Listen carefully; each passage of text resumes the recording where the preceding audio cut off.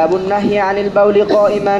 وبه قال حدثنا علي بن حجر قال أخبرنا شريك عن المقدام بن شريح عن أبيه عن عائشة رضي الله عنها قالت: من حدثكم أن النبي صلى الله عليه وسلم كان يبول قائما فلا تصدقوه، ما كان يبول إلا قاعدا.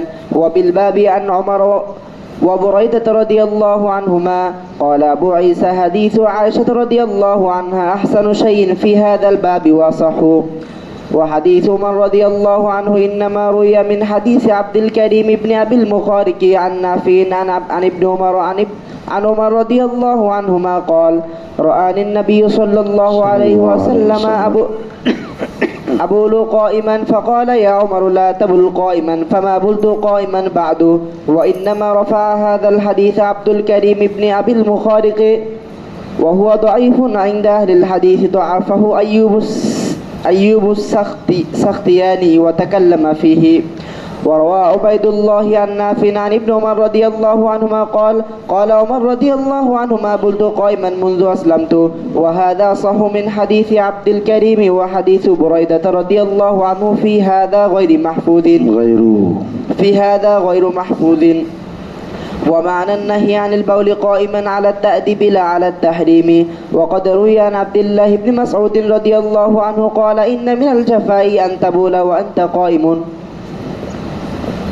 चलिए باب ما جاء من الرخصة في ذلك. وبه قال حدثنا هناد قال حدثنا وكيع عن الأعمش عن أبي وائل عن حذيفة رضي الله عنه أن رسول الله صلى الله عليه وسلم أتى سباطة قوم فبال عليها قائما، فأتيته بوضوء فذهبت لأتأخر عنه فدعاني حتى كنت عند عقبيه فتوضأ ومسح على خفيه. قال أبو عيسى: وهكذا روى منصور وعبادة الضبي عن أبي وائل عن أبي وائل. चलिए عن حذيفة رضي الله عنه مثل رواية الأعمش. وروى حماد بن أبي سليمان وعاصم بن بهدلة عن أبي وائل عن المغيرة بن شعبة رضي الله عنه عن النبي صلى الله عليه وسلم. وحديث أبي وائل عن حذيفة رضي الله عنه أصح. وقد رخص قوم من أهل العلم في البول قائما. بسم الله الرحمن الرحيم نحمده ونصلي على رسوله الكريم. باب النهي عن البول قائما.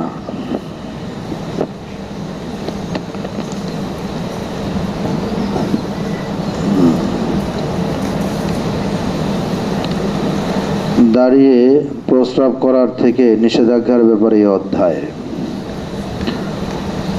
আমরা আগে হাদিসগুলো দেখি। ইমাম তিরমিজি রহমতুল্লাহ আলাইহি যে সকল হাদিস এখানে নিয়ে এসেছেন।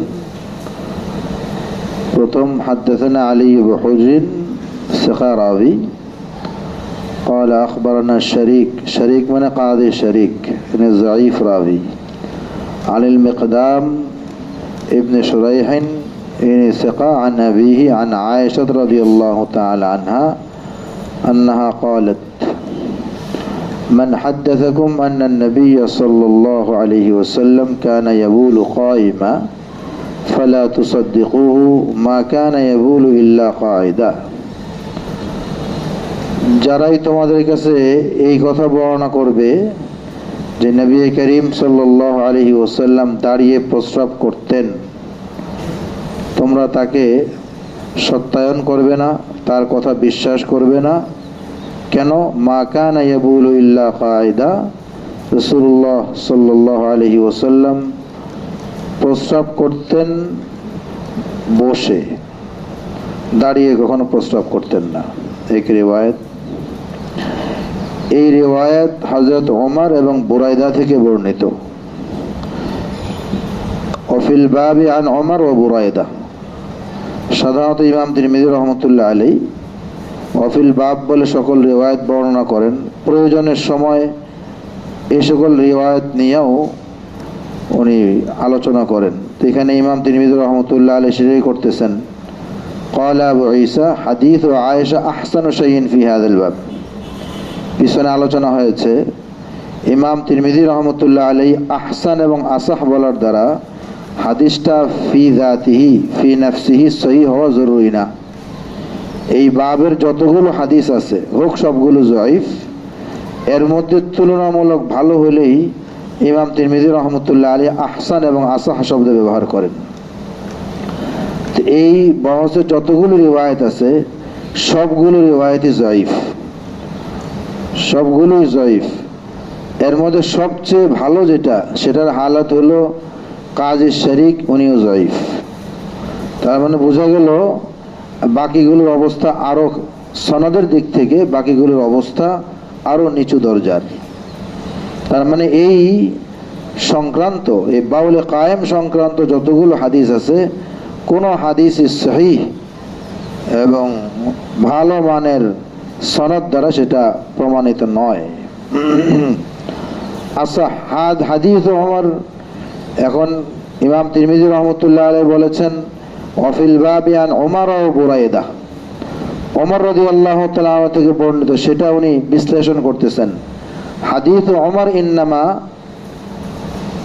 হাদিস ওমর মিন হাদিস আব্দুল করিম ইবনে আবিল মুখারিক ইন্নামা রুবিয়া মিন হাদিস আব্দুল করিম ইবনে আবিল মুখারিক, আব্দুল করিম ইবনে আবিল মুখারিক আন নাফি আন ইবনে ওমর আন ওমর।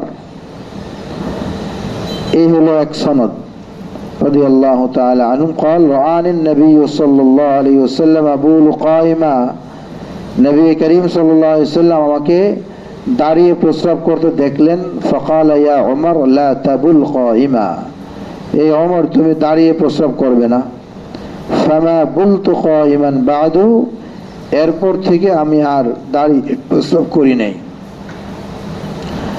এই হাদিসটাকে ইন্নামা রাফা হাদাল হাদিস আব্দুল করিম ইবনে আবিল মুখারিক, এই হাদিসটাকে মারফু হিসাবে বর্ণনা করেছেন আব্দুল করিম ইবনে আবিল মুখারিক। আর আব্দুল করিম ইবনে আবিল মুখারিকের অবস্থা কি? ওহুয়া যায়ীফুন ইনদা আহলিল হাদিস। উনি এমনি ওয়ারা তাকওয়া, তাকওয়া ওয়ারা পরহেজগারির দিক থেকে ওনার ব্যাপারে কোনো কালাম ছিল না, কিন্তু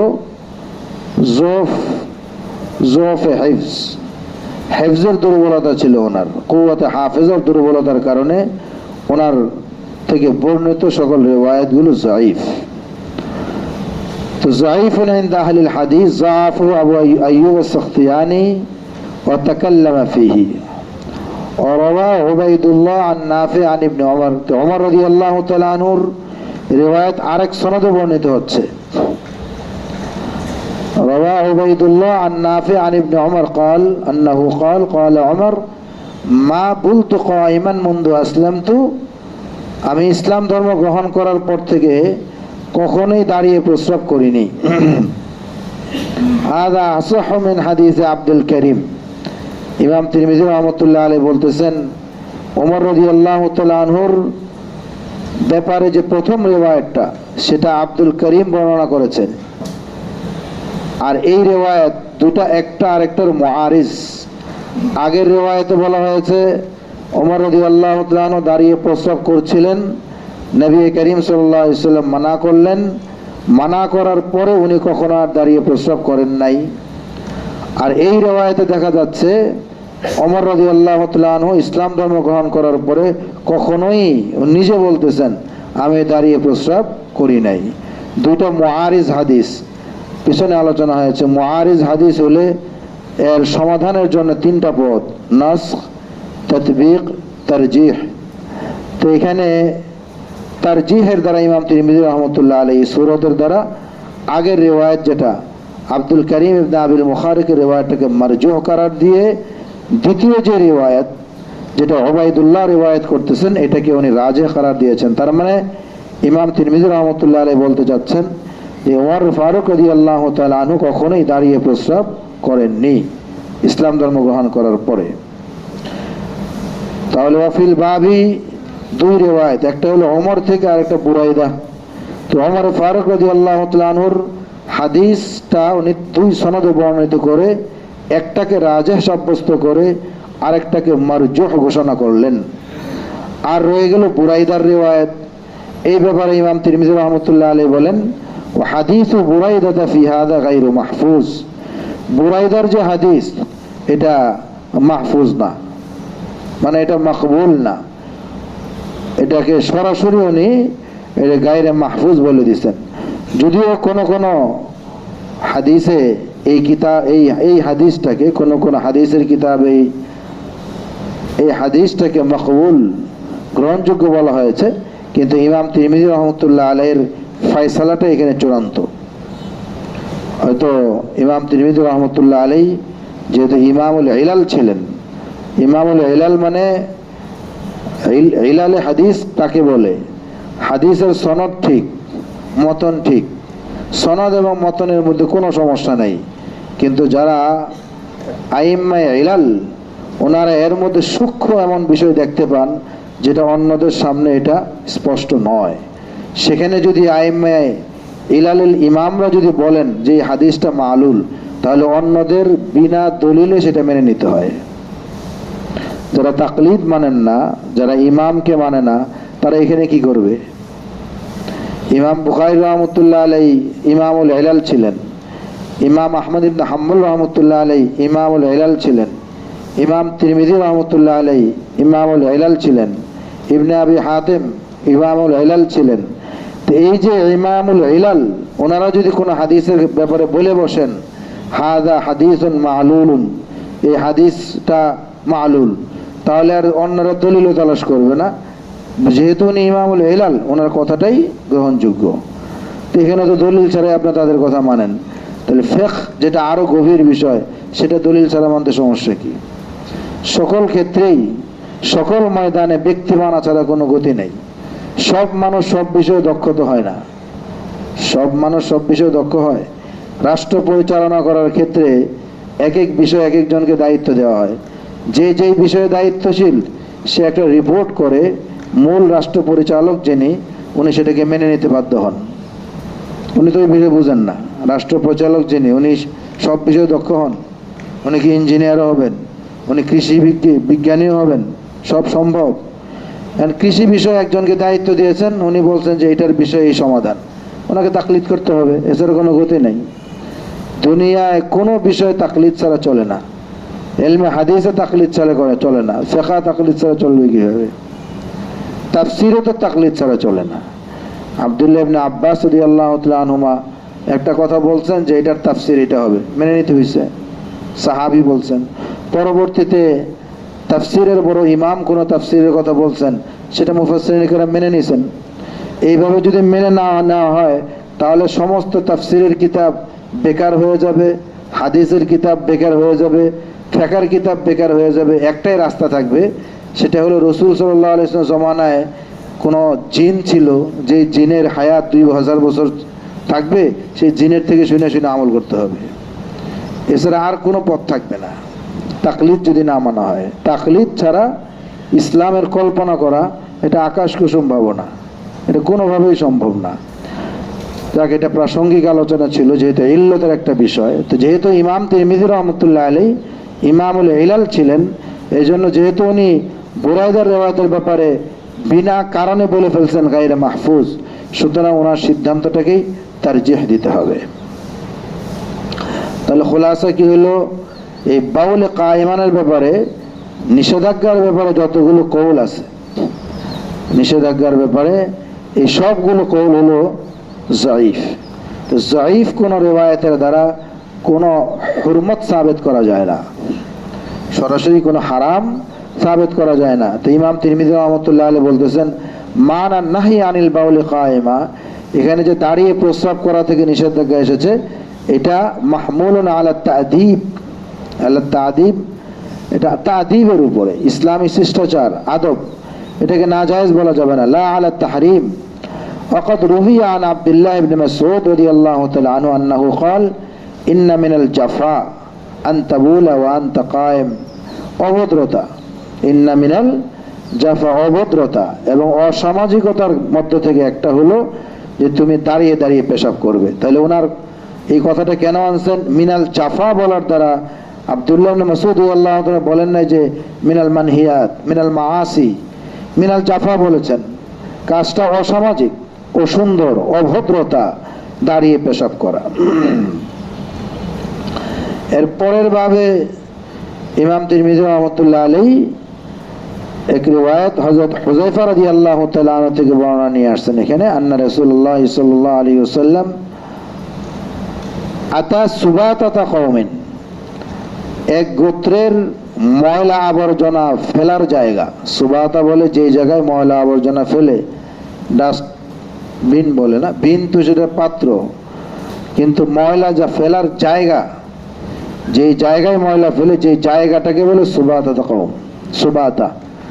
তো এক গোত্রের ময়লা ফেলার জায়গায় আসলেন, ফাবালা আলাইহা কায়মা, দাঁড়িয়ে প্রস্রাব করলেন, ফাতাইতুহু বিওয়াদুইন, আমি ওযুর পানি নিয়ে আসলাম, ফাযাহাবতু লিআতাআখারা আনহু, আমি একটু পিছিয়ে সরতে চাইলাম, যাহাবতু মানে আরাদতু লিআতাআখারা আনহু, আমি পিছিয়ে, বা শারাআতু লিআতাআখারা মিনহু, আমি পিছিয়ে যেতে শুরু করলাম, ফাদআনি, রাসূলুল্লাহ সাল্লাল্লাহু আলাইহি ওয়াসাল্লাম আমাকে ডাকলেন, হাত্তা কুনতু ইনদা আকিবাইহি, আমি একদম নবী করিম সাল্লাল্লাহু আলাইহি ওয়াসাল্লামের পায়ের সাথে ঘেঁষা, একদম লাগালাগি আমি সেখানে দাঁড়িয়ে গেলাম। এরপরে নবী করিম সাল্লাল্লাহু আলাইহি ওয়াসাল্লাম ওযু করলেন, ও মাসা আলা খুফাইহি, উভয় মোজার উপর মাসা করলেন। ক্বালা আবু ঈসা ওয়া হাকাযা রাওয়া মানসুর ওয়া উবাইদাতু দাব্বি আন আবি ওয়াইল আন হুযায়ফা মিসলি রিওয়ায়াত আল আ'মাশ। তো হুযায়ফা থেকে রিওয়ায়াত করেন আবু ওয়াইল, আবু ওয়াইল থেকে আ'মাশ, আর আরেক সনদ হলো আবু ওয়াইল থেকে আবু উবাইদা। ওয়ারাওয়া হাম্মাদ ইবনে আবি সুলাইমান ওয়া আসিম ইবনে বাহদালা আন আবি ওয়াইল, আবি ওয়াইল থেকে আরো দুইজন রিওয়ায়াত করেন, হাম্মাদ ইবনে আবি সুলাইমান, আসিম ইবনে বাহদালা, মোট চারজন এই হাদিসটা বর্ণনা করেন আবু ওয়াইল থেকে। তো একজন হলো আমাশ, আরেকজন হলেন উবাইদা, আরেকজন হলেন হাম্মাদ ইবনে আবি সুলাইমান, আরেকজন হলেন আসিম ইবনে বাহদালা। বাকি আন আবি ওয়াইল আনিল মুগীরা ইবনে শুবা, এই আবু ওয়াইল দুই সাহাবী থেকে রিওয়ায়াত করেন, এক বর্ণনা উনি করেন হযরত হুযায়ফা থেকে, আরেক বর্ণনা করেন উনি মুগীরা ইবনে শুবা রাদিয়াল্লাহু তাআলা আনহু থেকে। দুই বর্ণনায় দুই ধারা। তো এক বর্ণনা আবু ওয়াইল করেন হুযায়ফা থেকে, এটা বর্ণনা করেছেন ওনার দুই শাগির্দ, আমাশ এক শাগির্দ, আরেক শাগির্দ নাম হলো উবাইদা। আর আবু ওয়াইল আরেক রিওয়ায়াত করেন মুগীরা ইবনে শুবা থেকে, এখানে ওনার দুই শাগির্দ, এক শাগির্দের নাম হলো হাম্মাদ ইবনে আবি সুলাইমান, আরেক শাগির্দ নাম হলো আসিম ইবনে বাহদালা। ওয়া হাদিসু আবি ওয়াইল আন হুযায়ফা আসাহ। এখন বলতেছেন যে দুই সনদ হলো, আবু ওয়াইল এক সনদ বর্ণনা করেন হুযায়ফা রাদিয়াল্লাহু তাআলা আনহু থেকে, আরেকটা হলো মুগীরা ইবনে শুবা থেকে। ওয়াকাদ রাখাসা কওম মিন আহলিল ইলমি ফিল বাউলি কায়মা। এখানে সনদের ব্যাপারে কথা হলো, আসলে মুগীরা ইবনে শুবার যে রিওয়ায়াত, এই রিওয়ায়াতে আংশিক উল্লেখ আছে কিছুটা, মুগীরা ইবনে শুবা আর হুযায়ফা রাদিয়াল্লাহু তাআলা আনহু। তো এখানে বালা আলাইহি কাফাতাইতুহু বিওয়াদুইন ফাতাওয়াদ্দা ওয়া মাসা আলা খুফাইহি, এখানে মাসহের কথা আছে, আর উযুর কথা আছে, সাথে বাউলে কায়েমের কথা আছে। তো যে সকল হাদিসের কিতাবে, অন্যান্য হাদিসের কিতাবে এই হুযায়ফা এবং মুগীরা দুই রিওয়ায়াত দুই ভাবে বর্ণিত হয়েছে। মানে তিরমিজি শরীফে আছে এখানে রাসূলুল্লাহ সাল্লাল্লাহু আলাইহি ওয়াসাল্লাম দাঁড়িয়ে প্রস্রাব করেছেন, উযু করেছেন, মাসা আলা খুফাইহি করেছেন। আর এখানে দাঁড়িয়ে প্রস্রাবের কথা আছে, মাসা আলা খুফাইনের কথা আছে, কিন্তু মুগীরা ইবনে শুবার রিওয়ায়াতে দাঁড়িয়ে প্রস্রাবের কথা নাই, ওখানে মাসাহ আলা নাসিয়ার কথা আছে। এক রিওয়ায়াতে একটা আছে, আরেক রিওয়ায়াতে আরেকটা নাই। হুযায়ফার রিওয়ায়াতে আছে যে রাসূলুল্লাহ সাল্লাল্লাহু আলাইহি ওয়াসাল্লাম দাঁড়িয়ে প্রস্রাব করেছেন, মোজার উপর মাসাহ করেছেন। আর মুগীরা ইবনে শুবার রিওয়ায়াতে আছে রাসূলুল্লাহ সাল্লাল্লাহু আলাইহি ওয়াসাল্লাম উযু করেছেন, নাসিয়ার উপর মাসাহ করেছেন এবং মোজার উপর মাসাহ করেছেন, সেখানে দাঁড়িয়ে প্রস্রাব করার কথা নাই। একটা প্রশ্ন হয়, তাহলে ইমাম তিরমিজি রহমতুল্লাহ আলাইহি এখানে একই রিওয়ায়াতকে আবু ওয়াইল থেকে আনিল মুগীরা বর্ণনা কিভাবে করলেন, অথচ দুই রেওয়ায়াত তো দুই রকম? এর জবাব হলো, যদিও বিভিন্ন কিতাবে, বিভিন্ন হাদিসের কিতাবে দুই জায়গায় দুই রকম, বাকি ইবনে মাজার মধ্যে এক রেওয়ায়ত আছে, যে রেওয়ায়ত হুযায়ফা রাদিয়াল্লাহু তাআলা আনহু থেকে, সেখানে একই সাথে বালা কাইমান এই কথা উল্লেখ আছে, উযু করার কথা উল্লেখ আছে, মাসা আলা নাসিয়ার কথা উল্লেখ আছে, মাসা আলা খুফাইর কথা উল্লেখ আছে। তো সেই দৃষ্টিতে এখানে আসলে এই রেওয়ায়ত বোঝা গেল একটাই, রেওয়ায়ত একটা। কেউ বর্ণনা করতে গিয়ে, মুগীরা ইবনে শুবা রেওয়ায়ত করতে গিয়ে কিছু রাখছেন, কিছু ছাড়ছেন, অনেক সময় বর্ণনা করতে গিয়ে ঘটনার আংশিক ছেড়ে দেন, এমনটা হয়েছে। আসলে এখানে সবগুলোই হয়েছিল। রাসূলুল্লাহ সাল্লাল্লাহু আলাইহি ওয়াসাল্লাম দাঁড়িয়ে প্রস্রাবও করেছিলেন এবং উযুও করেছেন, নাসিয়ার উপর মাসা করেছেন, খুফাইনের উপরেও মাসা করেছেন। এই তো হলো সনদ নিয়ে একটা কথা ছিল। এখন এখানে কয়েকটা মাসআলা। এক নম্বর হলো, নবী করিম সাল্লাল্লাহু আলাইহি ওয়াসাল্লাম দাঁড়িয়ে প্রস্রাব করেছেন, এই বিষয়টাকে আম্মাজান আয়েশা রাদিয়াল্লাহু তাআলা আনহা সরাসরি নাকচ করে দিয়েছেন। অথচ দ্বিতীয় বাবে হুযায়ফা রাদিয়াল্লাহু তাআলা আনহুর যে রিওয়ায়াত, এই রিওয়ায়াতটা মজবুত সনদে বর্ণিত হয়েছে। এখানে আমাশ আবু ওয়াইল ওয়াকি আন আমাশ আন আবি ওয়াইল আন হুযায়ফা, মজবুত। ইমাম তিরমিজি রাহমাতুল্লাহ আলাইহি বলেন আসাহু। তো এইটা তো মকবুল রিওয়ায়াত, অথচ আম্মাজান আয়েশা রাদিয়াল্লাহু তাআলা আনহা বললেন লা তুসাদ্দিকুহু। মূলত ইনডাইরেক্টলি উনি এই কেনায়াতান হুযায়ফা রাদিয়াল্লাহু তাআলা আনহুকে, ওনার অবস্থানটাকে উনি এর বিরোধিতা করলেন। এর জবাব হলো, আম্মাজান আয়েশা রাদিয়াল্লাহু তাআলা আনহা তো মহিলা সাহাবী ছিলেন, ওনার অবস্থানটা ঘরে থাকতো, ব্যাপকভাবে বাহিরে উনি থাকতেন না।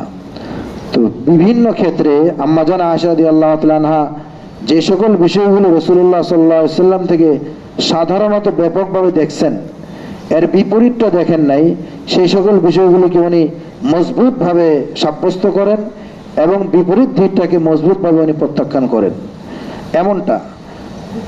এমনটা হয়, যেমন ইমাম জারকাশী রাহমাতুল্লাহ আলাইহি ইমাম হযরতে আম্মাজান আয়েশা রাদিয়াল্লাহু তাআলা আনহার সাহাবাদের বিপরীত অবস্থানগুলোকে একসাথে জমা করছেন, অনেকগুলো বিষয়।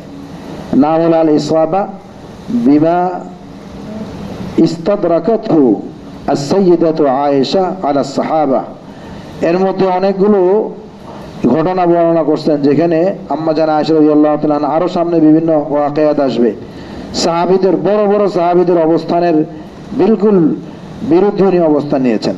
এটা মূলত এই কারণে হয়েছে যে উনি সবসময় তো ঘরে থাকতেন, ওনার তো বাইরে যাতায়াত ছিল না। ঘরে নবী করিম সাল্লাল্লাহু আলাইহি ওয়াসাল্লামকে সবসময় যেমনটা দেখেছেন, উনি বিষয়টা ওইভাবে ভাবছেন। এই জন্য যত জায়গায় আম্মাজান আয়েশা রাদিয়াল্লাহু তাআলা আনহা অন্যান্য সাহাবীদের ব্যাপারে উনি এই ধরনের কথা বলেছেন, বেশিরভাগই এই বিষয়গুলোর উপর কালাম আছে।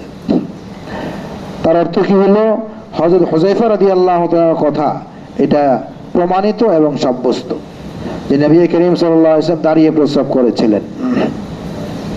এখন দাঁড়িয়ে প্রস্রাব করছিলেন, তো এর দ্বারা জাওয়াজ সাবেত হয়, এটা বিলকুল জায়েজ সাবেত হয়।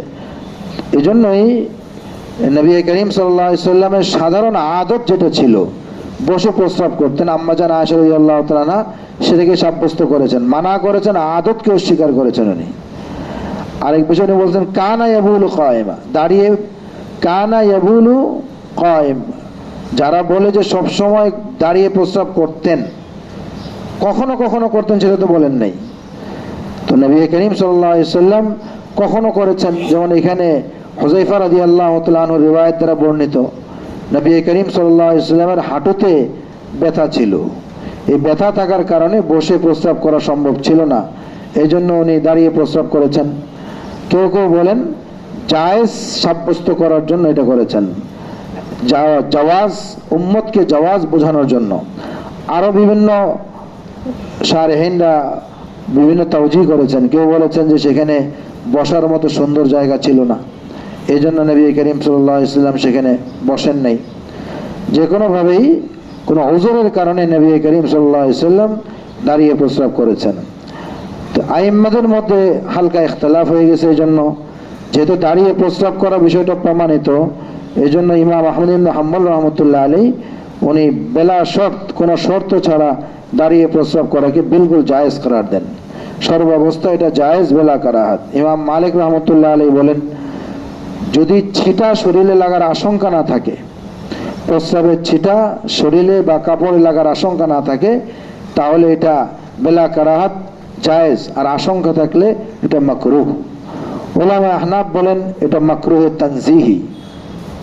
বাকি মান তাশাব্বাহা বিকওমিন ফাহুয়া মিনহুম, এই হাদিসের কারণে হযরত ইমাম আনোয়ার শেখ কাশ্মীরি রহমতুল্লাহ আলাইহি বলেন, বর্তমানে দাঁড়িয়ে প্রস্রাব করাটা ফুসাক এবং ফুজ্জারদের শিয়ার হয়ে গেছে। যেহেতু ফুসাকদের শিয়ার, ফাসিকদের শিয়ার হয়ে গেছে, সুতরাং বর্তমান জমানায় দাঁড়িয়ে প্রস্রাব করে এটা মাকরুহে তাহরিমি হবে। একান্ত কোনো ওযরে যদি কেউ দাঁড়িয়ে প্রস্রাব করে তাহলে সেটার অনুমোদন থাকবে। এই হলো একটা বিষয়। এখানে আরেকটা বিষয় যে রাসূলুল্লাহ সাল্লাল্লাহু তাআলা আলাইহি ওয়াসাল্লাম সুবাতাতা কওম, এক গোত্রের ময়লা আবর্জনা ফেলার জায়গায় আসলেন, তো সেখানে প্রস্রাব করলেন। তো কাহারো জায়গায় প্রস্রাব করার জন্য তো অনুমোদন লাগে, অনুমতি ছাড়া আরেকজনের জায়গা উনি কিভাবে ব্যবহার করলেন? এটা তো একটা গোত্রের নিজস্ব জায়গা। তো এখানে এজাফতটা মিল্কের জন্য না, এজাফতটা হলো নসব, নিসবতের জন্য। কোন গোত্রের যেহেতু ময়লা আবর্জনা ফেলার জায়গা, সাধারণত এই সকল জায়গাগুলো কাহারো ব্যক্তিগত মালিকানাধীন থাকে না, এগুলো সাধারণত সামাজিক জায়গা থাকে, যেটা সবার জন্য ব্যবহার উন্মুক্ত থাকে। এই জায়গাটা এমন ছিল বটে, এই জন্যই হযরত রাসূলুল্লাহ সাল্লাল্লাহু আলাইহি ওয়াসাল্লাম সেখানে অনুমতি নেওয়ার প্রয়োজন মনে করেন নাই, সেখানে ইস্তেঞ্জা করছেন।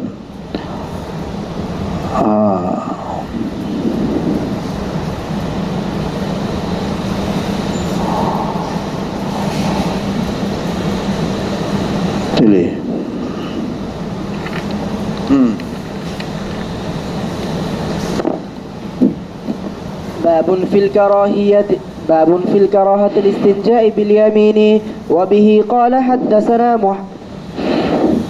باب في الاستتار عند الحاجة وبه قال حدثنا قتيبة قال حدثنا عبد السلام بن حرب عن الأعمش عن أنس رضي الله عنه قال كان النبي صلى الله عليه وسلم إذا أراد الحاجة لم يرفع ثوبه حتى يدنو من الأرض. قال أبو عيسى هكذا روى محمد بن ربيعة عن الأعمش عن الأعمش عن أنس رضي الله عنه هذا الحديث. وروى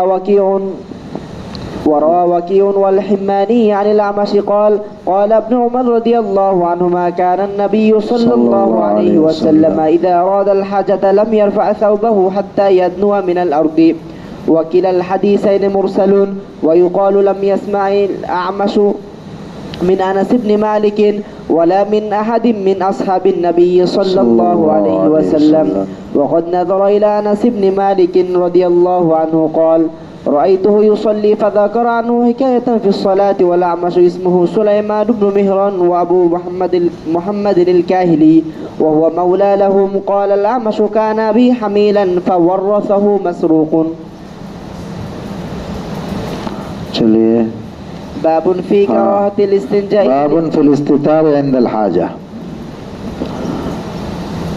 হাজা মানে কাজায়ে হাজা, নিজের জরুরত পুরা করার সময় ইস্তেতার, ঢেকে থাকা, আড়ালে থাকা, নিজে পর্দার ভিতরে থাকা। وبه قال حدثنا قتيبة قال حدثنا عبد السلام بن حرب عن الأعمش عن أنس رضي الله تعالى عنه قال كان النبي صلى الله عليه وسلم إذا أراد الحاجة، যখন রাসূলুল্লাহ সাল্লাল্লাহু আলাইহি ওয়াসাল্লাম নিজের জরুরত পুরা করার ইচ্ছা করতেন, লাম ইয়ারফা সাওবাহু, নিজের কাপড় উঠাতেন না, হাত্তা ইয়াদনুয়া মিনাল আরদ, জমিনের নিকটবর্তী হওয়ার পর্যন্ত। قال أبو عيسى هكذا روى محمد بن ربيعة, মুহাম্মদ ইবনে রবিয়া আমাশ থেকে এমনটাই বর্ণনা করেছেন। তার মানে আমাশের ছাত্র আব্দুস সালাম ইবনে হারব, আরেক ছাত্র হলো মুহাম্মদ ইবনে রাবিয়া আন আনাস হাযাল হাদিস, দুই রাবি। ওয়ারাওয়া ওয়াকিউন ওয়াল হিম্মানি আনিল আমাশ, আমাশের আরো দুইজন শাগির্দ, ওয়াকি আর হিম্মানি, তো চারজন হলো আমাশের শাগির্দ চারজন, আব্দুস সালাম ইবনে হারব, মুহাম্মদ ইবনে রাবিয়া, ওয়াকি, হিম্মানি। قال قال ابن عمر, এই আগের রিওয়ায়াত আমাশ থেকে আব্দুস সালাম এবং মুহাম্মদ ইবনে রাবিয়া, ইনাদের রিওয়ায়াতটা আমাশ এখানে আনাস থেকে রিওয়ায়াত করতেছেন। আর আমাশের বাকি দুই শাগির্দ ওয়াকি এবং হিম্মানি, ওনারা আমাশ থেকে রিওয়ায়াত করতেছেন সাহাবী ভিন্ন ইবনে ওমর রাদিয়াল্লাহু তাআলা আনহুমা। কারণ নবী সাল্লাল্লাহু আলাইহি ওয়াসাল্লাম ইদা আরাদাল হাজাতা, নবী করিম সাল্লাল্লাহু আলাইহি ওয়াসাল্লাম যখন নিজের জরুরত পুরা করার ইচ্ছা করতেন, লাম ইয়ারফা সাওবু হাত্তা ইয়াদনুয়া মিনাল আরদি। ইমাম তিরমিজি রাহমাতুল্লাহ আলাইহি বলেন, কিলাল হাদিসাইনি মুরসাল, দুনো হাদিস মুরসাল। মুরসাল হয় কিভাবে?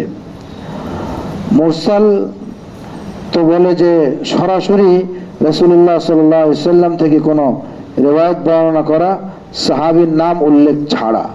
তো এখানে মুরসাল বা মানা মুনকাতি, মুনকাতি মাঝখানে কোনো রাবি পড়ে গেছে, সেটা কিভাবে? ইমাম তিরমিজি রাহমাতুল্লাহ আলাইহি বলেন, আমাশ আনাস থেকে বর্ণনা করতেছেন অথবা ইবনে ওমর, দুই সাহাবী থেকে বর্ণনা করেন, দুনো জায়গায় আমাশের পরে আনাস রাদিয়াল্লাহু তাআলা আনহুর মাঝে অথবা ইবনে ওমর রাদিয়াল্লাহু তাআলা আনহুর মাঝে আরেকজন রাবি এখানে আছে। সেই দৃষ্টিকোণ থেকে বলতেছেন, লাম ইয়াসমাইল আমাশ মিন আনাস ইবনে মালিক ওয়ালা মিন আহাদিন মিন আসহাবিন নবী সাল্লাল্লাহু আলাইহি ওয়াসাল্লাম, অন্য কোন সাহাবী থেকে উনি শুনেন নাই। ওয়াকাদ নাযারা ইলা আনাস ইবনে মালিক, হ্যাঁ আনাস ইবনে মালিক রাদিয়াল্লাহু তাআলা আনহুকে দেখেছেন। ক্বালা রাআইতুহু ইউসাল্লি ফাযাকারা আনহু হিকায়াতান ফিস সালাহ। আমাশ ওনার নাম কি? সুলাইমান ইবনে মেহরান আবু মুহাম্মদ আল কাহিলি,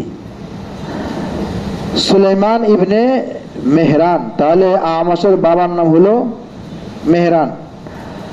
উনি বলেন ওহুয়া মাওলান লাহুম, এই কাহিলি এই গোত্রের উনি ছিলেন মাওলা। মাওলা মানে আজাদকৃত, কৃতদাস, এই যে মেহরান।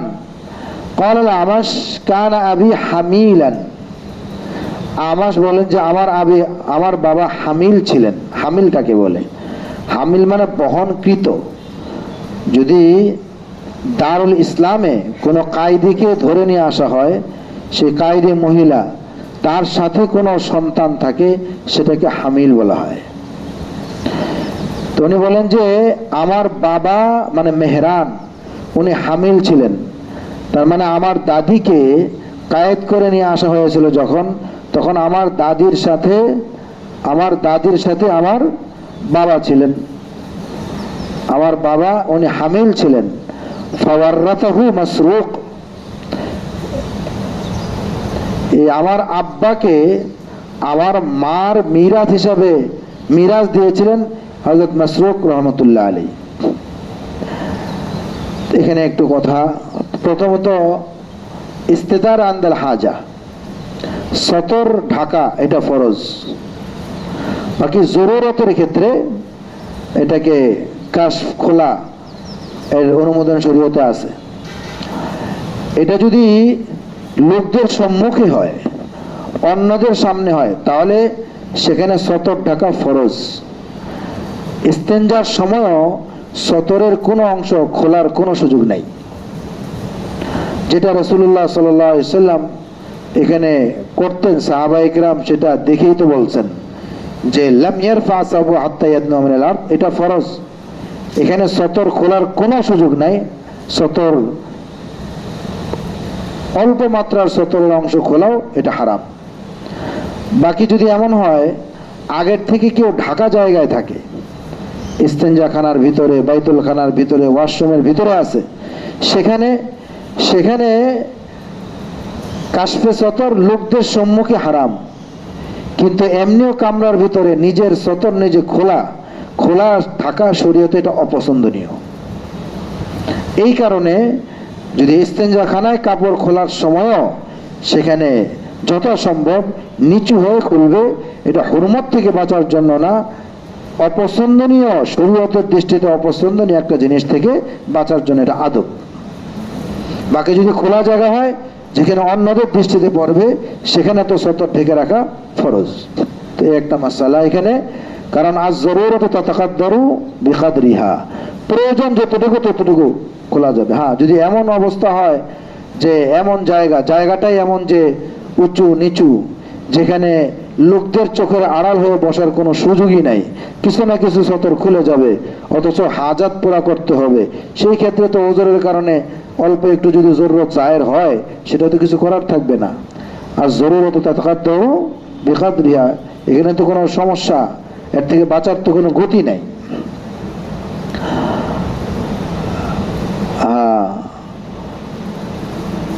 মাওলা হুয়া মাওলান লাহুম, এখানে মাওলা দ্বারা কি উদ্দেশ্য? মাওলা তিন অর্থে ব্যবহার হয়। একটা হলো মাওলাল মুআলাত, আর একটা হলো মাওলাল ইতাকাহ, আর একটা হলো মাওলাল ইসলাম। এখানে কোনটা উদ্দেশ্য? মাওলাল মুআলাত হলো বন্ধুত্বতার কারণে আপোষে চুক্তি হয় যে আমাদের বিরুদ্ধে কোনো শত্রু যদি আক্রমণ করে তাহলে আপনারা আমাদের সহযোগিতা করবেন। এই বন্ধুত্বের চুক্তিতে আপোষে যে বন্ধুত্ব হয় সেটাকে বলে মাওলাল মুআলাত।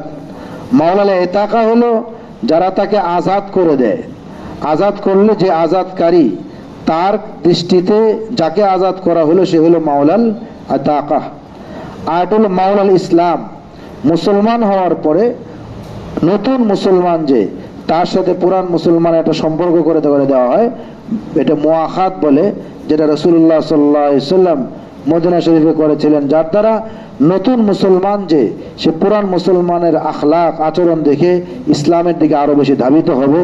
এটা হওয়া উচিত ছিল। যদি কেউ নতুন মুসলমান হয় এবং মসজিদে গিয়া সোয়াল করে, এটার প্রয়োজন থাকতো না। যদি কেউ নতুন মুসলমান হয়, যদি সামাজিকভাবে একটা ব্যবস্থা থাকতো যে তার দায়িত্ব অন্যান্য মুসলমানদের পক্ষ থেকে গ্রহণ করা হবে, এটা করলে আর এই যেটা কুপ্রথা প্রচলিত হয়ে আছে এটার সমাধান হওয়া সম্ভব ছিল। তো এই মাওলাল মুআলাত তিন ধরনের, এখানে উদ্দেশ্য হলো মাওলাল ইতাকা। ফাওয়ারাসাহু মাসরুক বলার দ্বারা একটা মাসালার দিকে ইঙ্গিত করেছেন, সেটা ইনশাআল্লাহ আগামীকালকে আলোচনা হবে। আলহামদুলিল্লাহি রাব্বিল আলামিন, সাল্লাল্লাহু